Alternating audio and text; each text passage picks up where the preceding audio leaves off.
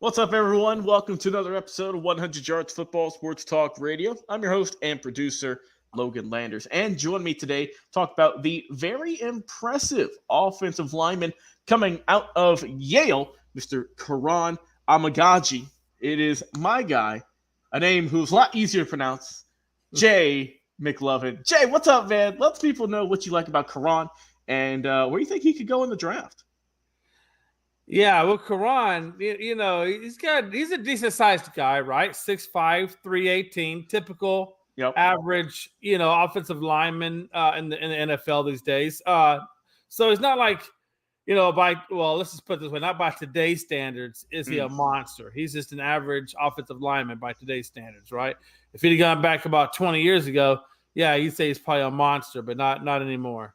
So I do have him as he's another late round pickup for me. I think he's got good size. I think he's got good length. He is an athletic person, which is good because you need to be athletic, especially on that O line. Where these guys are running like 4.8s, 4.9s. Some of these offensive linemen I've seen them doing it. So or no, they might have actually even been deep fits, but very close to. Let's just put that at 5 seconds or less, right? Some of these O linemen. So I also think he clears the running lane with his leverage and forcing abilities. He has really good leverage, good force to create running lanes, even when maybe they shouldn't have been there. So I'll give him that. He's a strong physical guy, Logan, and he can push people around, which is one of the good things that you want to have, especially as an offensive lineman. Hands have shown improvement in pass protection, so he is getting better at his pass protection. His footwork, positioning, and blocking needs a lot of work. So he needs to do a little bit more work on his footwork when he's blocking. Also, the hands, instincts. That's what I was looking for. The word instincts. He has average instincts, lacks consistency in it. So, I think he's one of those kind of guys, Logan, where I said if he makes the league, he'll be a backup. And I think he's got a lot of learning to do with how, technique, I think, is still one of them. Improving his instincts is probably the second one. And if he can improve those two categories in general, then I think he'll get a lot better. But I would say late round or either late round or not drafted. But I'm going to go more or less late round. I think he maybe like around 6th or 7th round he'll get drafted. I got you. Yeah, whenever I see Kiran here, he's a guy who's worked, man. Obviously, he's going to get knocked for playing at Yale, being an FCS school. But he's a guy who's worked, brother. He's been working because he's a 2-star recruit coming out of high school. Only got one FBS offer, that being, I believe, from Northwestern, if I'm not mistaken. Central Michigan. Northwestern showed interest in him. But he got 22 offers coming out of high school, and he said, you know what? Let's go to Yale. And credit to him. You can't be dumb, Jay, and go to Yale and play there and be at school and graduate with a degree. The man's got a political science degree. Hats off to him. Helmets off to him for working his tail off in the classroom and on the field. So congrats to him in that regard.